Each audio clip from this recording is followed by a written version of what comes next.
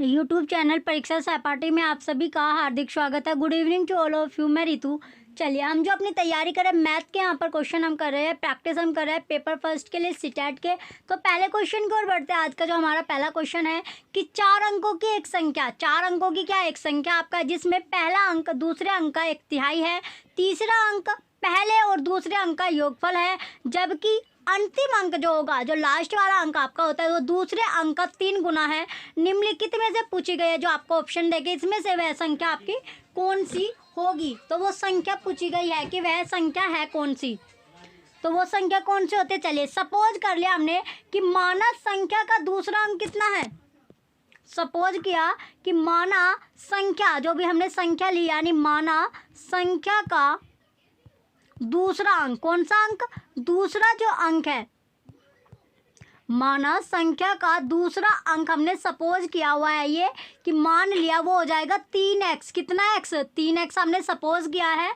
तो पहला अंक क्या होगा, तो अब हम अगर पहला अंक निकालेंगे, यहाँ पर पहला अंक, तो पहला अंक क्या होगा। चलिए पहला अंक निकालने के लिए क्या करना होगा, तो ये 3x आपका हो गया, दूसरी संख्या है, तो 3x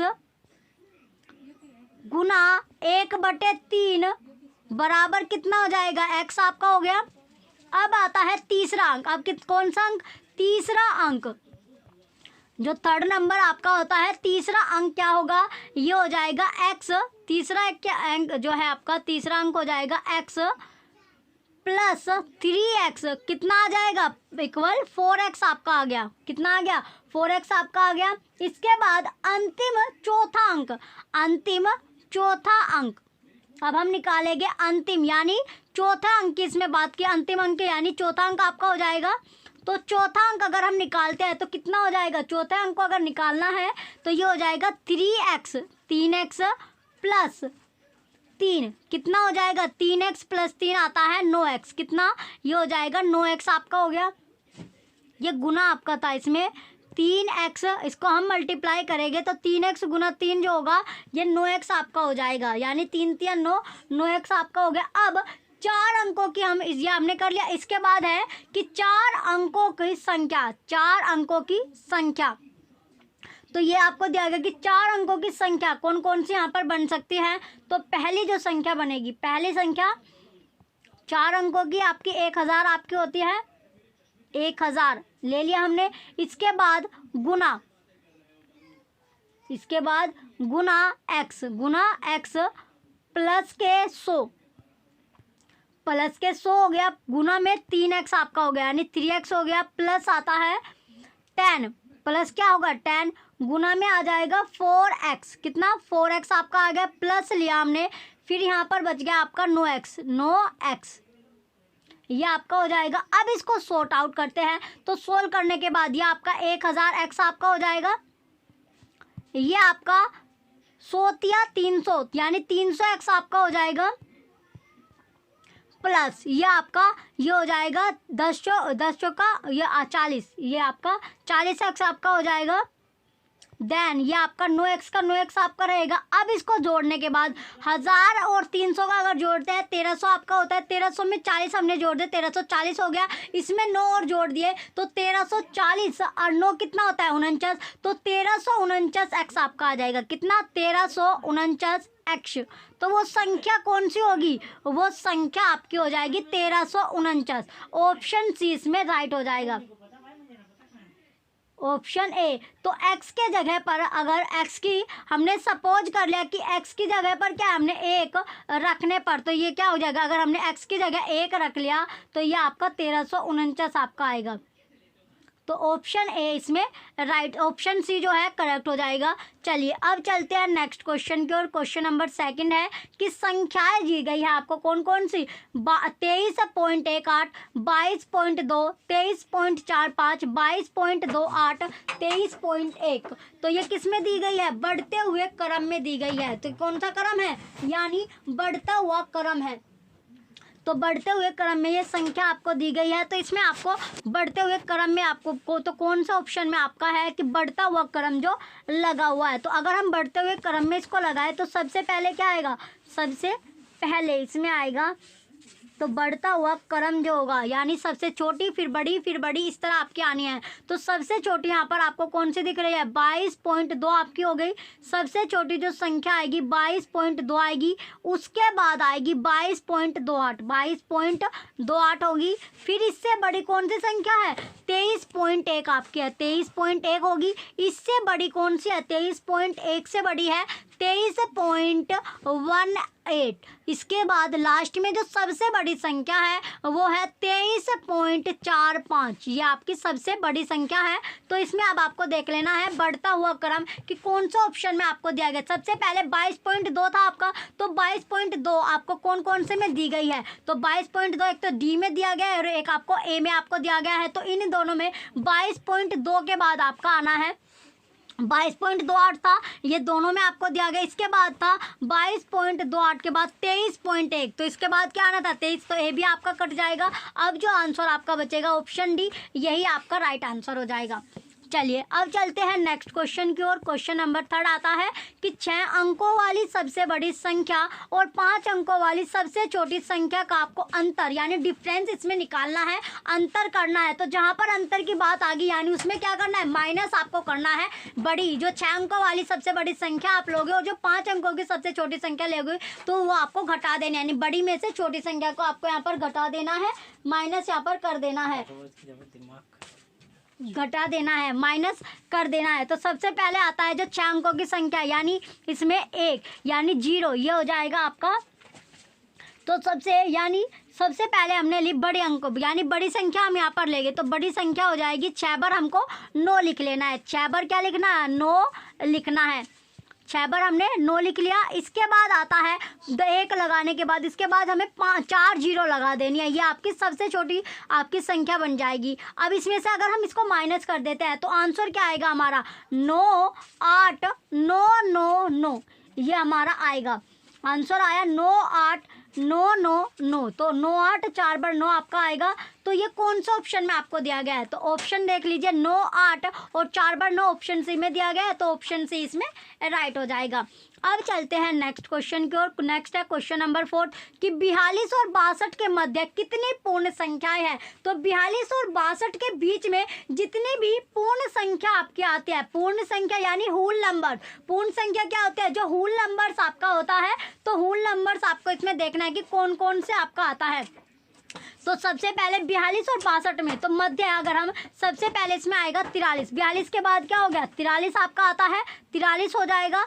43 के बाद 44 होगा, 44 के बाद 45 होगा, 45 के बाद 46, 46 के बाद 47, 47 के बाद 48, 49, 50, 51, 52, 53, 54, 53, 54, 55, 56, 57, 58, 59, 60, 61, ये आपकी हो जाएगी। तो ये टोटल कितनी संख्या आपकी बैठते हैं ये आपको जोड़ लेना है। तो 1 2 3 4 5 6 7 8 9 10 11 12 13 14 15 16 17 18 19, तो यानी 42 और 62 के बीच में सारी जितनी भी संख्याएं आती हैं वो आपको लिखनी थी। तो ये टोटल कितनी बैठी, 19 संख्या आपकी बैठती है। तो कौन सा ऑप्शन में आपको 19 दिया गया, ऑप्शन डी में। तो ऑप्शन डी ही इसमें राइट आंसर हो जाएगा, 19 संख्या आपकी है।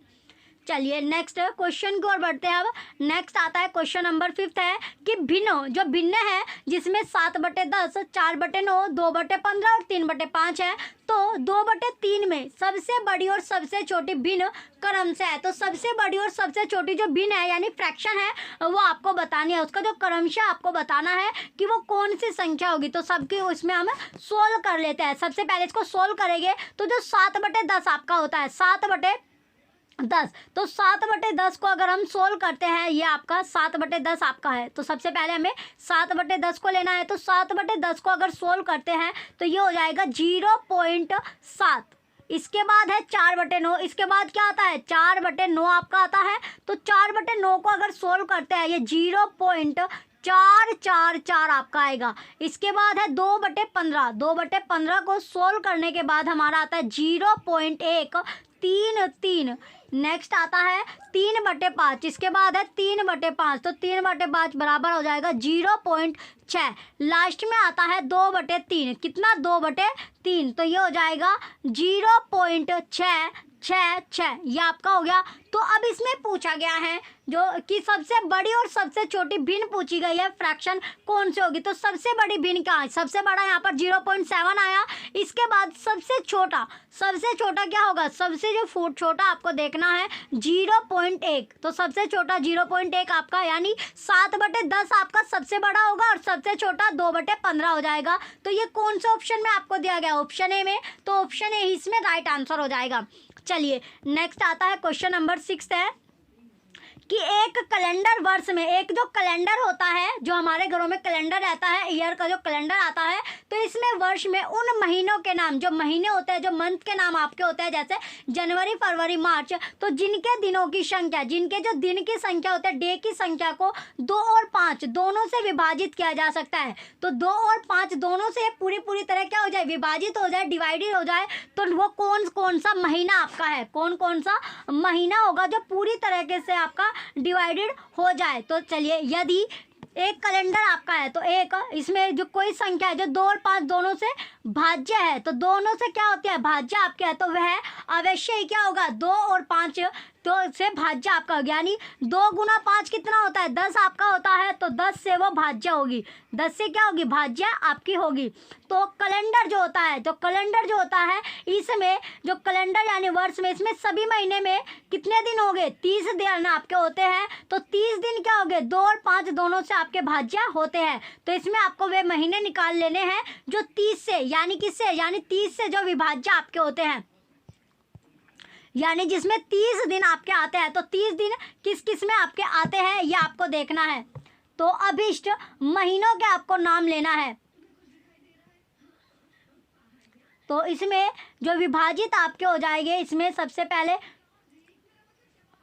देखिए, इसमें जो जनवरी होगा, देखिए पहला मंथ आता है जनवरी आपका 31 का होता है, तो जनवरी आप नहीं लोगे। फरवरी आपका कभी 28 का होता है, फिर 4 साल बाद आपका जो होता है 29 का आपका होता है, तो फरवरी भी आप नहीं रखोगे, क्योंकि फरवरी भी जो होगा 10 से डिविजिबल नहीं है। तो इसके बाद आता है मार्च आपका 31 का होता है, तो मार्च भी आप नहीं लोगे। तो हमें सिर्फ लेने हैं जिसमें 30, यानी 30 दिन आपके होते हैं। तो 30 दिन वाले आपको लेने हैं। सबसे पहले आपका आता है मार्च, के बाद क्या आता है अप्रैल आपका 30 का होता है। अप्रैल कितने का होता है, 30 का आपका होता है। अप्रैल के बाद जो मई आता है, मई आपका 31 का होता है, तो मई भी आप नहीं लोगे। फिर आता है जून आपका, तो जून भी 30 का होता है। जून के बाद जो जुलाई है वो 31 की आती है, और जो जुलाई के बाद अगस्त आता है, ये 2 महीने एक साथ आपके 31 के आपके आते हैं, दोनों ही महीने हम नहीं लेंगे। तो अगस्त के बाद आता है सितंबर, तो सितंबर कितने का होता है, 30 का। फिर आता है अक्टूबर भी आपका 31 का होता है, तो अक्टूबर भी आप नहीं लोगे। फिर है नवंबर 30 का आपका होता है, और जो दिसंबर है वो फिर से आपका 31 का आपका आता है। तो यहाँ पर कितने महीने आपके आए, 4 महीने आपके आते हैं। अब आपको ऑप्शन से मैच कर लेना है कौन सा ऑप्शन में सेम मंथ आपको दिए गए हैं। तो सेम महीने कौन से ऑप्शन में आपको दिया गया, अप्रैल, जून, सितंबर और नवंबर ऑप्शन ए में दिया गया है। तो ऑप्शन ए ही इसमें राइट हो जाएगा। चलिए नेक्स्ट क्वेश्चन की ओर बढ़ते हैं। क्वेश्चन नंबर 7 है कि जो अमन है, अमनी नाम के अक्षरों में कितने न्यून कोण हैं। तो आपको बताना है, जो अमन नाम एक होता है, यानी जैसे आप नाम रख देते तो अमन नाम का एक व्यक्ति है, तो अमन जो नाम है, जो नेम आपका है, तो इसमें पूछा गया जो एक्यूट एंगल्स आपके होते हैं, जो इन लेटरों में जो एक्यूट एंगल्स बनता है, न्यून कोण बनता है, वो कितने कोण यहाँ पर बनेंगे। तो चलिए यहाँ पर हम बनाकर देखते हैं। पहले इसका नाम लिख लेते हैं, यानी AM, A और N, ये अमन हो गया। तो इसमें पूछा गया क्यूट एंगल्स, तो क्यूट एंगल जो है एक ही आपका बन गया, एक यहाँ पर बन गया, 2 आपका हो गया। इसके बाद एक आपका इधर बनता है, 3 आपके हो गए। फिर है एक यहाँ पर आपका बनता है 4, फिर एक आपका ये बन गया 5, एक आपका ये 6 आपका बन गया। नेक्स्ट क्यों, जो आपका अमन नाम के प्रत्येक अक्षर में जो न्यून कोण होता है वो कितने से, यानी 90 से आपका कम होना चाहिए। न्यून कोण जो होता है 90 से आपका कम होता है। किस प्रकार, जैसे हम बना रहे हैं, तो इसमें 3 ये आपका हो गया। इसके बाद आता है एक आपका यहाँ पर हो जाएगा, यानी 3 आपका ये हो गया। अब N में कितने बनेंगे, N में एक कोण आपका ये बना और एक आपका ये बनेगा। तो यहाँ पर जो टोटल कोण बन रहे हैं 1 2 3 आपका हो जाएगा।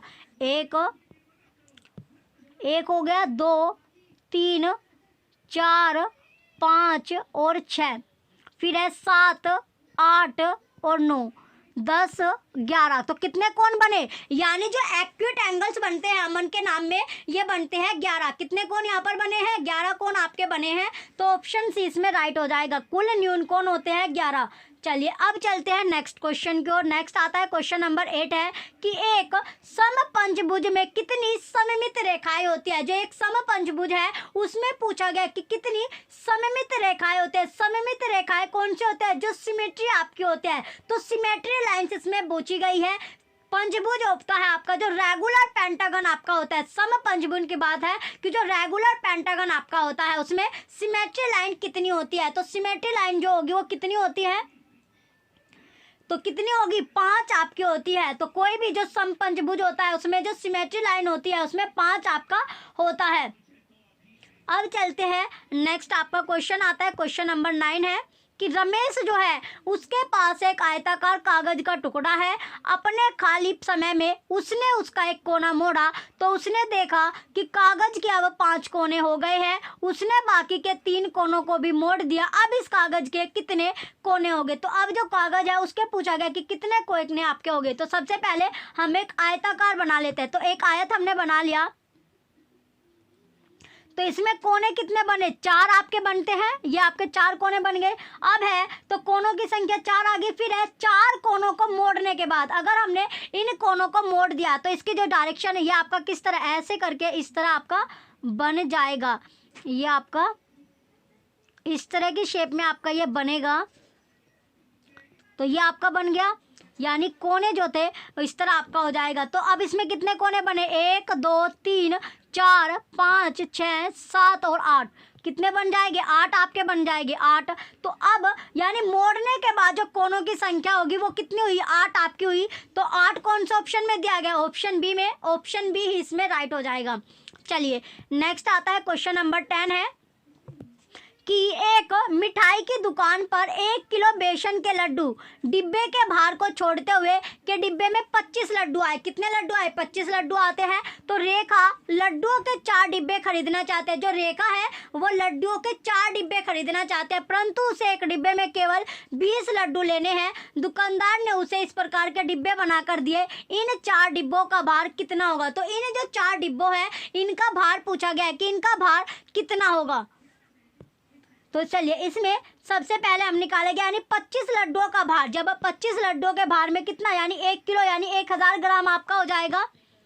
25 लड्डुओं का जो वजन था, वेट था लड्डुओं का भार, तो वो कितना था, वो था आपका 1 किलो। 1 किलो में कितने ग्राम आपके होते हैं, 1000 ग्राम आपके हो जाएंगे, 1000 ग्राम। तो अब उसे 25 में से उसे अब जो एक डिब्बे में 20 लड्डू चाहिए, तो 20 लड्डू के 4 डिब्बों का इसमें भार निकालना है। तो 20 लड्डू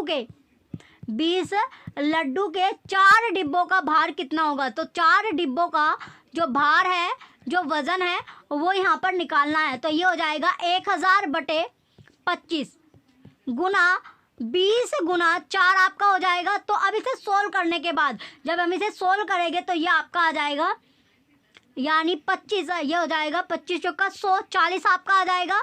तो 40 गुना 20 गुना 4 आपका हो जाएगा। अब इसको सोल्व करते हैं तो ये जब इसके मल्टीप्लाई करते हैं तो ये आपका यानी सोल्व करके आता है 3200। कितना, 3200 ग्राम आपका आएगा, यानी 3 किलो 200 ग्राम आपका हो जाएगा। कितने, 3 किलो 200 ग्राम। तो 3 किलो 200 ग्राम आपको कौन से ऑप्शन में दिख रहा है, ऑप्शन बी में। तो ऑप्शन बी ही राइट हो जाएगा। चलिए नेक्स्ट आता है अब आपका क्वेश्चन नंबर 11 है। ये तालिका आपको दी गई है, टेबल आपको दी गई है जिसमें 2 स्तंभ है, 2 पिलर आपके हैं, एक एक्स और एक वाई। तो एक्स स्तंभ में कुछ वस्तुएं और वाई स्तंभ में उनके मापन की, यानी जिससे मेजर करते हैं उनके यूनिट आपको दी गई है। स्तंभ एक्स की वस्तुओं का स्तंभ वाई में दी गई उनके मापन की इकाइयों से आपको मिलान करना है, मैच यहाँ पर करना है। जैसे स्तंभ एक्स होगा और स्तंभ वाई आपका हो गया। तो सबसे पहले आता है जो एक्सप्रेस मार्ग की जो लंबाई होती है वो किसमें नापी जाती है, वो आपका होता है किलोमीटर में, कहीं में किलोमीटर आपका हो जाएगा। फिर है एक कक्षा कक्ष की विमा। तो एक कक्षा कक्ष की जो विमा होती है वो किसमें मेजर की जाती है, मीटर में आपकी मेजर की जाती है। जूते के फीते की जो चौड़ाई होती है वो किसमें जो मेजर है वो की जाएगी, वो मिलीमीटर में आपकी की जाती है। फिर है केले की जो लंबाई है वो किस में मेजर की जाएगी, सेंटीमीटर में आपकी मेजर की जाती है। तो इसका जो सीक्वेंस बना वो बनता है DCAB। तो देखते हैं कौन से ऑप्शन में आपको सेम सीक्वेंस मिलता है, DCAB। तो DCAB कौन से ऑप्शन में दिख रहा है, ऑप्शन नंबर डी में। तो ऑप्शन डी राइट हो जाएगा। चलिए नेक्स्ट आता है क्वेश्चन नंबर 12 है कि बीना ने सिर पर लगाने वाला कुल 50 लीटर तेल खरीदा, यानी जो सिर पर आप तेल लगाते हो वो 50 लीटर उसने खरीदा। वह इस तेल को 80 ml की बोतलों में भरना चाहती है। उसे ऐसा करने के लिए कितनी बोतलों की आवश्यकता होगी। तो उसे ऐसा करने के लिए जो बोतल है तो कितने बोतल की उसको नीड होगी, ये इसमें पूछा गया है। तो 1 लीटर जो बराबर, चलिए यहाँ पर 1 लीटर में कितना होता है, तो 1 लीटर बराबर आपका होता है 1000 ml, यानी मिलीलीटर आपका हो जाएगा। तो 50 लीटर की इसने बात की है, तो 50 लीटर हो जाएगा 50 गुना 1000 ml। तो इसको सोल्व करने के बाद आपका आता है, ये हो जाएगा आपका 50,000, कितना 50,000 ml आपका हो जाएगा। तो अब है कि जो बोतलों की संख्या इसको निकालने, किसकी बोतल कितनी आवश्यकता पड़ती है, तो ये हो जाएगा कि 50,000 आपका हो गया। तो 50,000 बटे 80, यानी जो एक उसने जो बोतल को 80 ml की बोतलों में भरना चाहते हैं तो 80। तो इसे सोल्व करने के बाद ये 8 पंजे 40 आपका हो जाएगा। ये आ जाएगा आपका 4000, कितना इसमें इसे सोल्व करने के बाद ये आपका हो गया। अब नेक्स्ट आता है, ये था आपका 50,000 बटे 80। तो इसको जब सोल्व कर लेंगे 0 से 0 आपकी कट गई, ये हो जाएगा 625। कितना आएगा, यानी 625 बोतल की उसको आवश्यकता होगी। तो ऑप्शन डी इसमें राइट होगा, 625 बोतल इसमें। तो ऑप्शन डी इसका राइट होगा। नेक्स्ट आता है अब आपका क्वेश्चन नंबर 13 है कि कक्षा 4th की एक अध्यापिका ने अपनी कक्षा के 45 विद्यार्थियों से उनकी मनपसंद फिल्म शैली के एक प्रकार के बारे में पूछा और आंकड़ों को निम्न तालिका के रूप में क्या क्या रिकॉर्ड उसने किया। जैसे फिल्म शैली विद्यार्थियों की संख्या यहाँ पर दी गई है। कार्टून जो है उसमें 10 विद्यार्थी है, पारिवारिक में 7, कॉमेडी में 11, हॉरर में 1, रोमांटिक में 7 और ड्रामा में 9 आपके हैं। तो इसमें बताना है कि सबसे अधिक पसंदीदा और सबसे कम पसंदीदा फिल्म शैलियों को देखने वालों की संख्या में जो अंतर आया। तो अंतर इसमें पूछा गया है, देखिए यहाँ पर आपको दिख रहा होगा। तो अंतर पूछा गया है कि जो अंतर है सबसे कम पसंदीदा फिल्म शैलियों को देखने में जो अंतर आया, तो सर्वाधिक सबसे ज़्यादा कौन सी मूवी देखी जा रही है, कॉमेडी आपकी सबसे ज़्यादा देखी जा रही है, 11 आपकी है।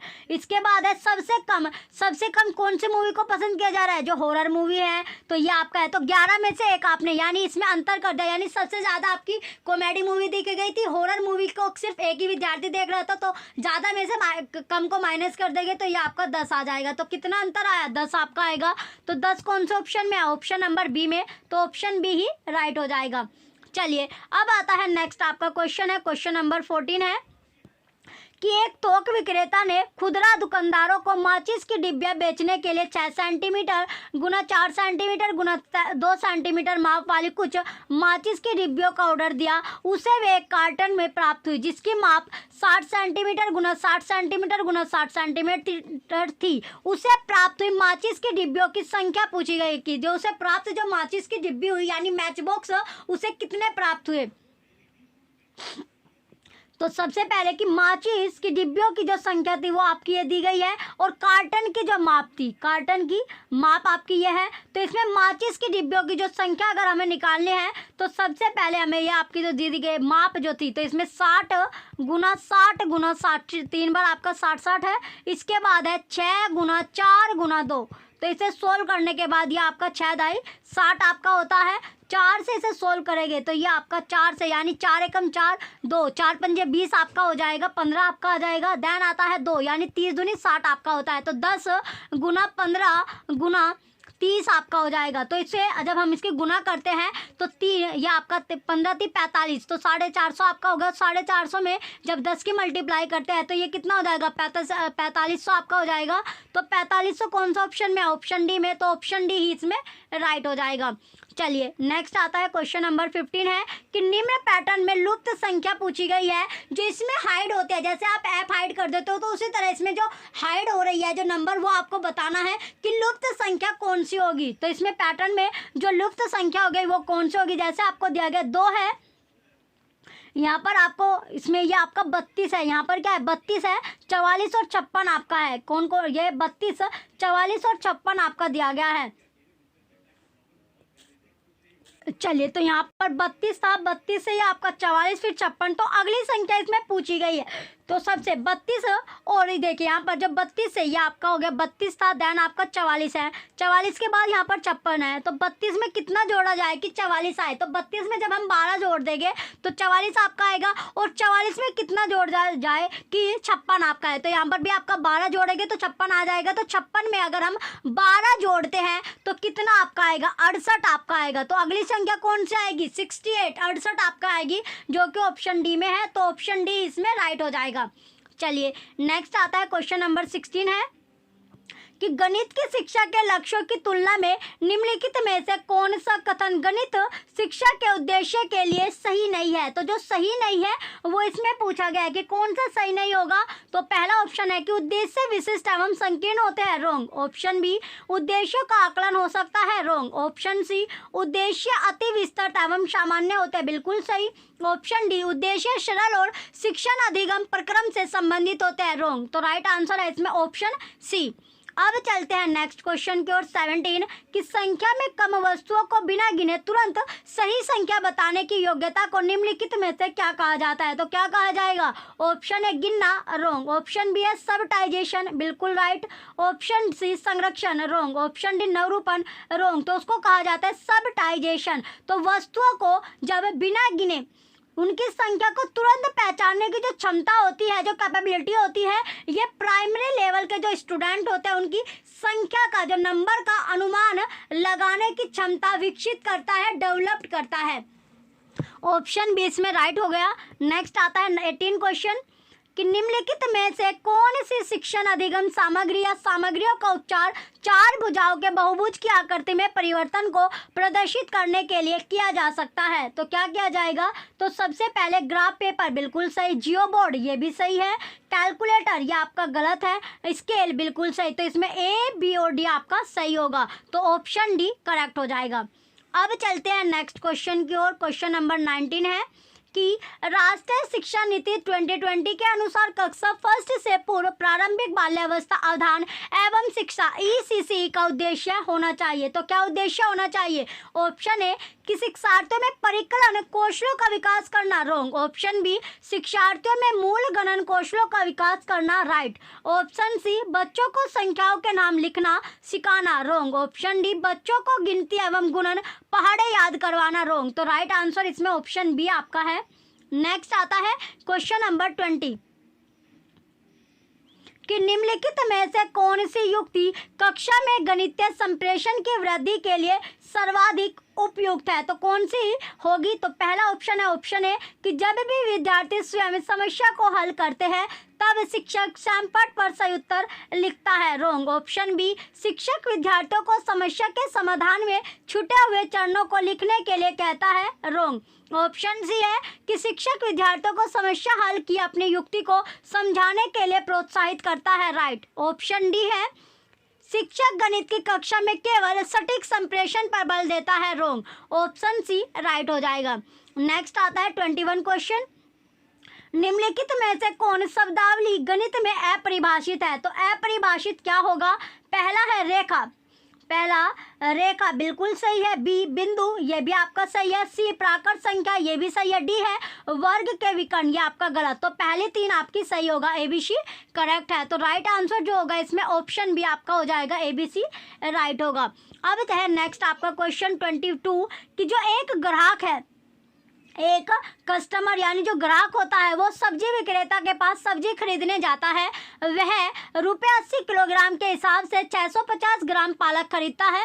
सब्जी विक्रेता मानसिक रूप से 650 को 500 प्लस 100 प्लस 50 में तोड़कर जल्दी से परिकलित कर 40 + 8 + 4 = 52 रुपये बताता है। तो सब्जी विक्रेता ने निम्नलिखित में से किस गणितीय अवधारणाओं का उपयोग किया। तो कौन सी अवधारणा का उसने यहाँ पर उपयोग किया है, तो कौन सी अवधारणा यहाँ पर थी, जोड़ना बिल्कुल सही आपका है। उसके साथ साथ अनुपात एवं समानुपात, ये भी आपका सही है। फिर है घटाव, गलत। नेक्स्ट आता है अगला पॉइंट, डी है आपका झट भाग। तो इसमें तीनों यानी जोड़ना, अनुपात और समोन्नत, ये तीन आपका सही होगा। ए बी डी करेक्ट है, ऑप्शन बी राइट हो जाएगा।